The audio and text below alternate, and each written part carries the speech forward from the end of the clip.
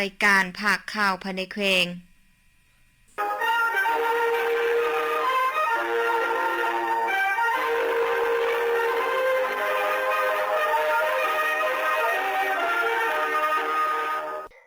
ท่านผู้ฟังที่เคารพต่อไปแจ้งบรรทานมาฟังข่าวภายในแขวงที่มีหัวข้อข่าวผมเนื้อไหนดังต่อไปนี้ผู้รับสมัครเลือกตั้งเป็นสมาชิกสภาแห่งชาติสุดที่10ประจำเขตเลือกตั้งที่2แขวงพงศาลีเริ่มลงเคลื่อนไหวเสนอตัวและโฆษณาหาเสียงในวันที่8-9 กุมภาพันธ์ 2020นี้กระบวนการลงหาเสียงของบรรดาผู้สมัครเลือกตั้งเป็นสมาชิกสภาแห่งชาติสุดที่10ประจำเขตเลือกตั้งที่2แขวงพงศาลีลงเคลื่อนไหวเสนอตัวและโฆษณาหาเสียงอยู่เมืองใหม่ซึ่งเป็นเมืองทับอิฐในการลงโฆษณาหาเสียงโดยการนำพาของทานพลตรีสมพรมิตรพรกรรมการศูนย์กลางพรรคเลขาคณะบริหารงานพรรคแขวงพงศาลีผู้สมัครรับเลือกตั้งสมาชิกสภาแห่งชาติสุดที่10นำเบอร์1ประจำเขตเลือกตั้งที่2แขวงพงศาลีพร้อมด้วยบรรดาท่านผู้สมัครสมาชิกสภาแห่งชาติจำนวนทั้งหมด9ท่านหญิง2ท่านโดยการต้อนรับของท่านทองคุณไสยครของเลขาพรรคเมืองประธานคณะกรรมการปกครองเมืองพร้อมด้วยคณะกรรมการคั้นเมืองพนักงานรัฐกรทหารตำรวจอมค้างเมืององค์การปกครองบ้านตลอดฮอดประชาชนผู้มีสิทธิปนบัตรเลือกตั้ง4บ้านคือบ้านนาซองบ้านน้ำงาบ้านห้วยจิกและบ้านนากลางเข้าร่วมรับฟังอย่างล่วงหลายการลงเคลื่อนไหวเสนอตัวและโฆษณาหาเสียงผู้สมัครเป็นสมาชิกสภาแห่งชาติสุดที่10ประจำเขตเลือกตั้งที่2แขวงพงศาลีครั้งนี้แม่นเพื่อเป็นการสืบต่อปฏิบัติตามพระบทบาทสิทธิและหน้าที่ของสมาชิกสภาแห่งชาติให้มีลักษณะต่อเนื่องเพื่อประกอบส่วนเข้าในภารกิจเปลี่ยนแปลงใหม่ของพรรคอยู่ในระยะการปกปักรักษาและสร้างสรรค์พัฒนาประเทศชาติให้เจริญเข้มแข็งขึ้นเรื่อยๆการลงโฆษณาหาเสียงของผู้แทนสมัครรับเลือกตั้งเป็นสมาชิกสภาแห่งชาติสุดที่10ครั้งนี้แม่นเหตุการณ์การเมืองเหตุการณ์ประวัติศาสตร์ที่สำคัญของระบบประชาธิปไตยเพื่อให้ประชาชนได้มีโอกาสใช้สิทธิ์เลือกเอาผู้แทนของตนไปดำรงตำแหน่งอยู่ในสภาเป็นองค์การตัวแทนแห่งสิทธิและผลประโยชน์อันชอบธรรมของประชาชนลาวบรรพเผ่า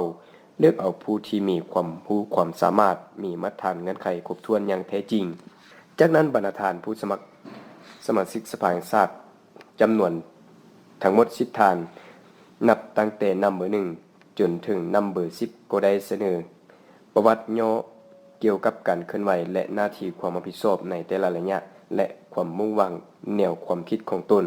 ที่จะนำพาสร้างสรรค์พัฒนาแขวงพงศาลีในตัวหน้าให้มีความเจริญรุ่งเรืองศรีวิไลทั้งนี้เพื่อให้ผู้มีสิทธิเลือกตั้งได้รับรู้และนำไปพิจารณาสุ่มจิตสุ่มใจใช้สิทธิของตนปนบัตรคัดเลือกเอาบุคคลที่มีมาตรฐานและเงื่อนไขกว่าหมู่และสามารถเป็นตัวแทนของประชาชนบรรพเผ่าปกป้องสิทธิผลประโยชน์ของประชาชนโดยประชาชนและเพื่อประชาชนอย่างแท้จริงพร้อมกันนั้นผู้รับสมัครเลือกตั้งสมาชิกสภาแห่งชาติสุดที่10ประจำเขตเลือกตั้งที่2แขวงพงศาลียังได้ให้คำมั่นสัญญาว่าถ้าหากได้เลือกเขาเป็นสมาชิกสภาแห่งชาติสุดที่10แม่นพร้อมแล้วที่จะปฏิบัติตามสิทธิและหน้าที่พระบทบาทของตนเองในฐานะเป็นตัวแทนแห่งสิทธิผลประโยชน์ของประชาชนและจะนำเอาบรรดาปัญหาต่างๆของประชาชนอยู่ท้องถิ่นเสนอต่อกองประชุมสภาแห่งชาติแต่ละสมัยพร้อมนั้นก็ยังจะได้เสนอและปรับปรุงแก้ไขบรรดานิติกรรมกฎหมายต่างๆพิจารณาตกลงปัญหาต่างๆของชาติของท้องถิ่นสำหรับเขตเลือกตั้งที่2แขวงพงศาลีมีผู้ออกสมัครรับเลือกตั้งสมาชิกสภาแห่งชาติจำนวน10ท่าน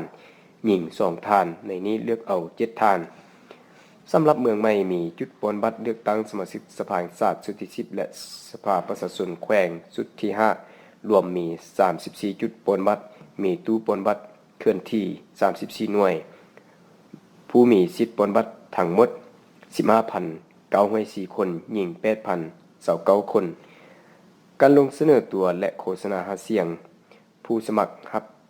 เป็นสมาชิกสภาแห่งชาติสุดที่10ประจำเขตเลือกตั้งที่2แขวงพงศาลีแม้นจะได้ลงอยู่7เมืองทั่วแขวงดำเนิน ไปฮอดวันที่21กุมภาพันธ์2026จึงจะสำเร็จผู้หับสมัครเลือกตั้งสมาชิกสภาแห่งชาติสุดที่สิทธิ์นำเบอร์1พร้อมโดยบรรดาทานผู้สมัครสมาชิกสภาแห่งชาติทั้งหมด9ท่านหญิง2ท่านและภาคส่วนเกี่ยวข้องเข้าร่วมติดตามโอกาสนี้ก็ได้รับการต้อนรับอย่างอบอุ่นจากทานทองตือเกียรติสบงกรรมการพรรคเวงเลขาคณะบริหารงานพรรคเมืองพร้อมด้วยการนำของเมืองอยู่ที่ห้องว่าการปกครองเมืองสัมพันธ์โอกาสที่ทางคณะผู้หับสมัครเลือกตั้งสมาชิกสภาแห่งชาติสุดที่10ลงเคลื่อนไหวโฆษณาหาเสียงอยู่เมืองสัมพันธ์นี้ทางคณะนำของเมืองสัมพันธ์ได้จัดพิธีสู่ขวัญตามหิตของประเพณีของชาวเมืองสัมพันธ์ให้แก่ทีมงานผู้หับสมัครเลือกตั้งสมาชิกสภาแห่งชาติสุดที่10ตื่มอีกสำหรับการโฆษณาหาเสียงอยู่เมืองสัมพันธ์ของผู้หับสมัครเลือกตั้งสมาชิกสภาแห่งชาติสุดที่10ในครั้งนี้แม้นจะลงเคลื่อนไหวมีอยู่จุดพามใสของเมืองจุดบ้านหาดงาไตและจุดบ้านอย่างเหนือซึ่งจะดำเนินไปฮอดวันที่11กุมภาพันธ์2026จึงจะสำเร็จผู้สมัครรับเลือกตั้งสมาชิกสภาประชาชนแขวงสุดที่5ประจำเขตเลือกตั้งที่4เมืองสัมพันธ์แขวงพงศาลีลงโฆษณาหาเสียงอยู่บ้านเหล่าเลี้ยวและบ้านน้ำลอยผู้สมัครรับเลือกตั้งสมาชิกสภาประชาชนแขวงสุดที่5ประจำเขตเลือกตั้งที่4เมืองสัมพันธ์แขวงพงศาลีจำนวน7ท่านหญิง2ท่านได้ลงโฆษณาหาเสียงและเสนอตัวผู้มีสิทธิเลือกตั้งอยู่กลุ่มบ้านน้ำลอยเมืองสัมพันธ์ในตอนเช้าของวันที่8กุมภาพันธ์2022นี้ซึ่งนำโดยท่านทองตื้อเกียรติสบงกรรมการพรรคแขวงเลขาคณะบริหารงานพรรคเมืองผู้สมัครรับเลือกตั้งนำเบอร์ที่1ประจำเขตเลือกตั้งที่4พร้อมด้วยผู้สมัครรับเลือกตั้งโดยมีประชาชนผู้มีสิทธิเลือกตั้งของกลุ่มน้ำลอยก็คือบ้านเหล่าเลี้ยวและบ้านน้ำลอยเข้าร่วมรับอย่างอบอุ่นการลงเคลื่อนไหวเสนอตัวอยู่2บ้านของกลุ่มน้ำลอยครั้งนี้ผู้มีสิทธิเลือกตั้งที่เข้าร่วมได้รับฟังประวัติการเคลื่อนไหวโดยย่อของผู้สมัครรับเลือกตั้งสมาชิกสภาประชาชนแขวงประจำเขตเลือกตั้งที่4เมืองสัมพันธ์แขวงพงศาลีคือท่านทองตื้อเกียรติสบงท่านอ้นคำอินแสงท่านนางจันทร์สมัยเหล่าเซียวท่านทองคำวิไลจิตท่านโวละวงศาท่านทองสวรรค์ปวงวิไสและท่านนางบัวคำสุนพรนาลีพร้อมเดียวกันนี้ผู้สมัครแต่ละท่านยังได้เรียกร้องให้ผู้มีสิทธิเลือกตั้งของกลุ่มน้ำลอยจงร่วมจิตร่วมใจเข้าร่วมขบวนการเลือกตั้งในครั้งนี้ให้กลายเป็นขบวนการใหญ่ของชาติก็คือของเมืองสัมพันธ์เพื่อเลือกเอาผู้สมัครผู้ที่มีมาตรฐานเงื่อนไขมีความรู้ความสามารถมาเป็นตัวแทนของประชาชนเข้าไปอยู่ในสภาและพัฒนาเมืองสัมพันธ์แขวงพงศาลีให้เจริญก้าวหน้าทั้งนี้ก็เพื่อให้ผู้มีสิทธิเลือกตั้งได้รับรู้ถึงประวัติการเคลื่อนไหวของผู้แทนเพื่อพร้อมกันพิจารณาเลือกเอาบรรดาท่านที่มีมาตรฐานเงื่อนไขครบถ้วนเข้าในสภาพร้อมทางสร้างความเข้าใจให้แก่ประชาชนต่อกับการเลือกตั้งสมาชิกสภาแห่งชาติชุดที่10และสมาชิกสภาประชาชนแขวงชุดที่5ที่จะจัดขึ้นอย่างเป็นทางการพร้อมกันในครบเขตทั่วประเทศในครั้งวันที่22กุมภาพันธ์2026ที่จะมาถึงเลขาพรรคเมืองขวาพร้อมโดยคณะทีมงานลงเยี่ยมยามและสุขยูการก่อสร้างโครงการพัฒนาชนบทระยะ4เส้นทาง1328และ1340ในวันที่6กุมภาพันธ์2026ท่านสอนสนุกศรีสุราษฎร์กรรมการพรรคแขวงเลขาพรรคเมืองท่านวงเดือนภูมิธรรมกรรมการประจำพรรคเมืองของประธานคณะกรรมการปกครองเมืองผู้ชี้นำโครงเขตเศรษฐกิจการเมืองและท่านอุเดชมณีวงศ์กรรมการพรรคเมืองหัวหน้าห้องการโยธาธิการและขนส่งเมืองขวาพร้อมด้วยภาคส่วนที่เกี่ยวข้องได้ลงเยี่ยมยามและสุขยูการก่อสร้างโครงการพัฒนาชนบทระยะ4เส้นทาง1328และ1340เมืองขวาโครงการพัฒนาชนบทระยะที่4แขวงพงศาลีเป็นโครงการหนึ่งที่ขึ้นกับกรมขวดทางเป็นทุนช่วยเหลือลาจากรัฐบาลเยอรมันโดยผ่านธนาคารพัฒนาโครงการดังกล่าวเป็นโครงการพัฒนาพื้นฐานของรางของโครงเขตชนบทเพื่อแก้ไขความทุกข์ยากของประชาชนที่อาศัยอยู่ขอบเขตชนบทและทางเป็นเส้นทางเสื่อมโตระหว่างบ้านหาเมืองบ้านหาบ้านเสื่อมโตกับเส้นทางหลวงแห่งชาติเลขที่ 1B เป้าหมายของโครงการเส้นทางเลขที่1328เริ่มแต่แยกทางเลขที่ 1B บ้านปกพร้าวหาบ้านภูสถิความยาว 14.6 กิโลเมตรและเส้นทางเลขที่1340เริ่มแต่แยก เลขที่ 1B บ้านบวมพันธ์5โรงเรียนมศบวมพันธ์ความยาวประมาณ250เมตรทั้ง2จุดแม่นตั้งอยู่จุดบวมพันธ์เมืองคัวแขวงพงศลีเส้นทางเป้าหมายเลขที่1328และ1340หลวงยาวทั้งหมดประมาณ 14.85 กิโลเมตรมูลค่าสมทบของแขวงพงศลี5ส่วนห้อยเจ้าของโครงการกรมขวาทางกระทรวงโยธาธิการและขนส่งผู้รับเหมาก่อสร้างบริษัทไซนาเจียงซีระยะเวลาในการก่อสร้าง24เดือนและส่วนค้ำประกัน24เดือนรวมเป็น48เดือนพร้อมเดียวกันนั้นยังได้ลงเบิ่งการสำรวจทางเว้นตัวเมืองจุดก่อสร้างขวาเบตุงแต่จุดบ้านสุบกาย5เทศบาลเมืองจุดประสงค์ก็เพื่อยำโครงการก่อสร้างโครงการพัฒนาชนบทระยะ4เส้นทาง1328และ1340เมืองคัวเล่นลงกะเกียมผู้ให้ถึงจะมาเยี่ยมยามในท้ายเดือนกุมภาพันธ์2026ที่จะมาถึงนี้แนวการลงเคลื่อนไหวเหตุเวียกในครั้งนี้ท่านเลขาพรรคเมืองได้มอบเงินจำนวน5ล้านกีบให้โรงเรียนม.ต้นบวมพันธ์ทะลุเส้นทางเข้าโรงเรียนกองประชุมครบคณะเรียนงานสหพันธ์นเก่าเมืองบุตรไต้ครั้งที่3สมัยที่5ประจำปี2025ตอนเช้าของวันที่6กุมภาพันธ์2026นี้ทางคณะเรียนงานสหพันธ์นเก่าเมืองบุตรไต้ได้จัดกองประชุมครบคณะเรียนงานสหพันธ์นเก่าครั้งที่3สมัยที่5ประจำปี2025ขึ้นอย่างเป็นทางการที่สโมสรใหญ่ของเมืองภายใต้การเป็นประธานของสายพันโทบุญศรีใจยะพรหมาประธานสหพันธ์นเก่าเมืองให้เกียรติเข้าร่วมของสายอุ่นแปลงธรรมะโนไซของเลขาพรรคเมืองผู้ชี้นำเวียกงานองค์การจัดตั้งมหาชนคันเมืองมีสายพันโทสมศักดิ์อุ่นมีไซห้องประธานสหพันธ์นเก่าแขวงมีบรรดาสายผู้ตั้งหน้าองค์การจัดตั้งมหาชนองค์การภาคีตลอดฮอดสมาชิกสหพันธ์นเก่าเข้าร่วมทั้งหมด33สหายหญิง5สหายในกองประชุมสายพันโทสีดาวเซนาได้ผ่านมติตกลงของคณะประจำพรรคเมืองว่าด้วยการอนุมัติดำเนินกองประชุมครบคณะผู้เรียนงานสหพันธ์นเก่ากองประชุมครบคณะผู้เรียนงานสหพันธ์นเก่าเมืองบุตรไต้ครั้งที่3สมัยที่5ประจำปี2025จากนั้นสายพันโทบุญศรีใจยะพรหมาได้ผ่านบทสรุปการจัดตั้งปฏิบัติเวียกงานของสหพันธ์นเก่าเมืองประจำปี2025และทิศทางแผนการปี2026ซึ่งสหายได้ให้ผู้ว่าภายใต้การชี้นำพาของคณะอำนาจการปกครองบ้านและสมาชิกนักรบเก่าได้เอาใจใส่ศึกษาอบรมการเมืองแนวคิดให้พลเมืองภายในบ้านครอบครัวของสมาชิกนักรบเก่ามีความสงบทางด้านการเมืองแนวคิดมีความเป็นระเบียบเรียบร้อยด้านสังคมมีสมาชิกนักรบเก่าหลายครอบครัวก็ได้กลายเป็นสมาชิกนักรบเก่า3ดี6รักษา85-90%ของครอบครัวและมีผลสำเร็จในการจัดตั้งปฏิบัติเวียกงานประจำปี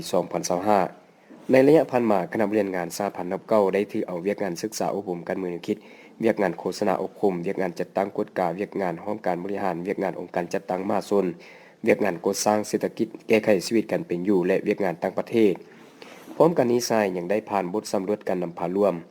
จากนั้นท่านพันโทบุญจันทร์จมณวงซ่าห้องประธานสหพันธ์นเก่าได้ผ่านบทสรุปและทิศทางแผนพัฒนาเศรษฐกิจสังคมซึ่งได้ให้รู้ว่าทั่วเมืองประกอบมีสมาชิกนเก่าทั้งหมด187สหายหญิง14สหายสมาชิกนเก่าส่วนหลายแม่นมีความรับรู้เข้าใจต่อแผนพัฒนาเศรษฐกิจสังคมเฮ็ดให้สมาชิกนเก่ามีความตื่นตัวจัดตั้งปฏิบัติแนวทางนโยบายของพรรคและแผนพัฒนาเศรษฐกิจสังคมของคณะสหพันธ์นเก่าแขวงบางออกได้รับผลดีสมาชิกนเก่าได้รับการพัฒนาเฮ็ดให้ชีวิตการเป็นอยู่ของแต่ละครอบครัวนับมือดีขึ้นทีละก้าวมีหลายครอบครัวก็กลายเป็นครอบครัวตัวแบบในนี้มีครอบครัวเฮ็ดนาปลูกเขาอย่างพลาส่วนอ้อยมักเดือยมักงามักแนงมักข่าเลี้ยงสัตว์น้อยสัตว์ใหญ่ในนี้รวมรายรับจากการปลูกฝังทั้งหมด13ตื้อกว่ากีบรายรับรวมจากเลี้ยงสัตว์น้อยสัตว์ใหญ่1ตื้อกว่ากีบและรายรับจากการบริการทั้งหมด2ตื้อกว่ากีบพร้อมเดียวกันนี้ก็ได้ผ่านแผนดำเนินงานประจำปี2026ตึงอีกจากนั้นประธานกองประชุมได้มีคำถามโจทย์จิ้มให้ผู้แทนกองประชุมได้พร้อมกันปรับเปลี่ยนกันประกอบคำคิดคำเห็นต่อบทสรุปและทิศทางแผนการของคณะเรียนงานสหพันธ์นเก่าอย่างคงไปคงมาเพื่อเฮ็ดให้บทสรุปดังกล่าวมีอุดมสมบูรณ์ขึ้นกว่าเก่าต้นท้ายกองประชุมสายอุ่นแปลงธรรมะโนไซของเลขาพรรคเมืองผู้ชี้นำองค์การจัดตั้งมาส่วนคันเมือง ได้อบรมซึ่งก่อนอื่นท่านได้ยกย่องสมเสยผลงานที่ญาติมาได้ในระยะผ่านมาและท่านยังได้เรียกร้องให้สมาชิกสหพันธ์นเก้าจงพร้อมการรักษามนต์เสื้อที่ญาติมาได้ในระยะผ่านมาสืบต่อจัดตั้งปฏิบัติทิศทางแผนการปี 2026 ให้กลายเป็นผลสำเร็จสืบต่อสร้างกระบวนการแข่งขัน 3D 6รักษาสืบต่อศึกษาอบรมเวียกงานการเมืองนำพาแนวคิดสืบต่อสร้างความสามัคคีภายในสมาชิกภายในสหพันธ์เก้าเมืองและระหว่างบ้านให้มีความเข้มแข็งขึ้นเพื่อละก้าวเมืองใหม่เปิดการสอบสิ่งคัดเลือกนักเขียนเก่งคันเมืองซันป .5 ม .4 และม .7 ประจำสุขเขียน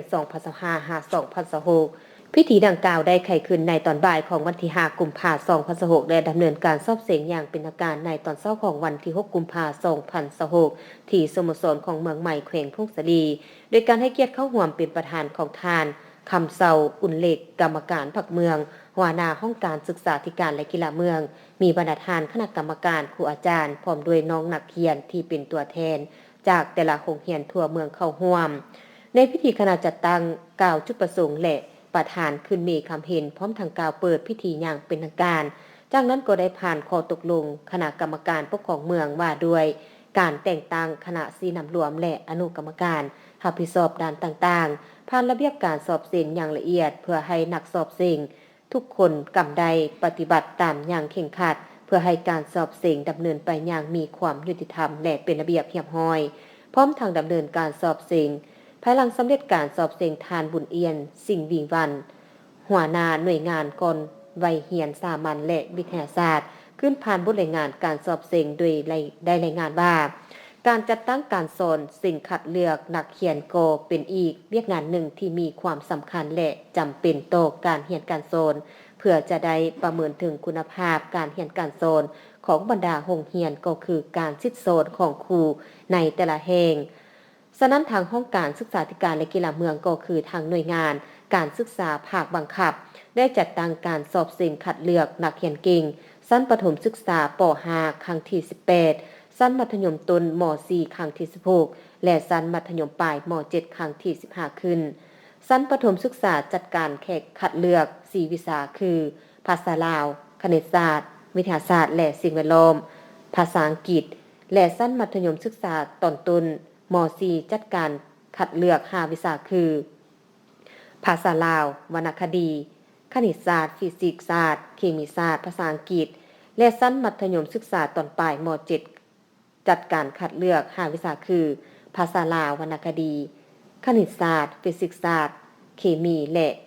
วิชาภาษาอังกฤษโดยมีผู้เข้าร่วมสอบเสียงคัดเลือกนักเรียนเก่งตัวจริงในแต่ละชั้นคือชั้นประถมป .5 ทั้งหมด24คนหญิง15คนชั้นม .4 ทั้งหมด29คนหญิง12คนชั้นม .7 ทั้งหมด14คนหญิง3คนรวมนักสอบเสียงทั้งหมด67คนหญิง40คนพร้อมทั้งประกาศผลการสอบเสียงและจัดพิธีมอบรับใบย่อๆให้นักเขียนที่สามารถยัดได้ผลงานมาได้ตามประเภทตามหลายวิชาในการเข้าร่วมการสอบเสียงคัดเลือกเสียงนักเขียนเก่งประจำสุขเขียน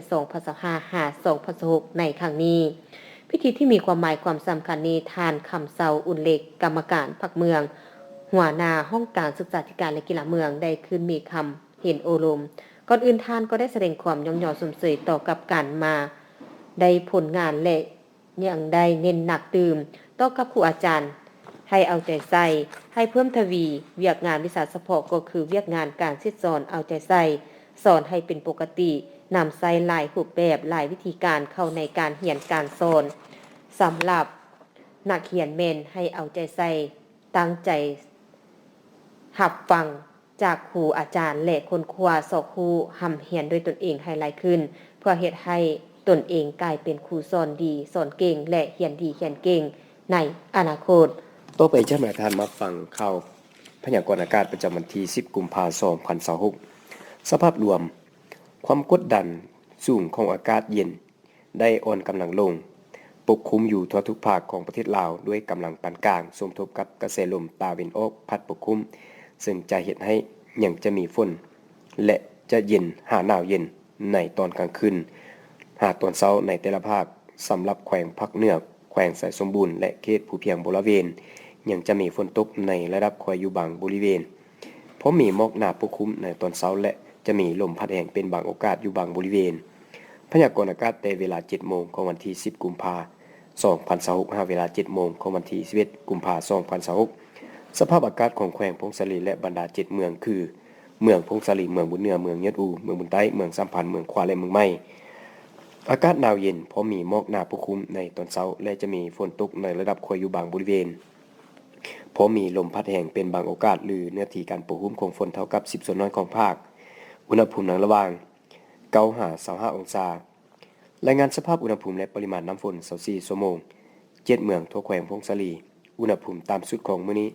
16.5 องศาอุณหภูมิสูงสุดของวันนี้ 19.5 องศาปริมาณน้ำฝน24ชั่วโมงผ่านมาเมืองบุญเหนือ 9.0 มิลลิเมตรเมืองพงศาลี 0.9 มิลลิเมตรเมืองยะอูเมืองบุญใต้เมืองสัมพันธ์เมืองขวาและเมืองใหม่บ่มีฝน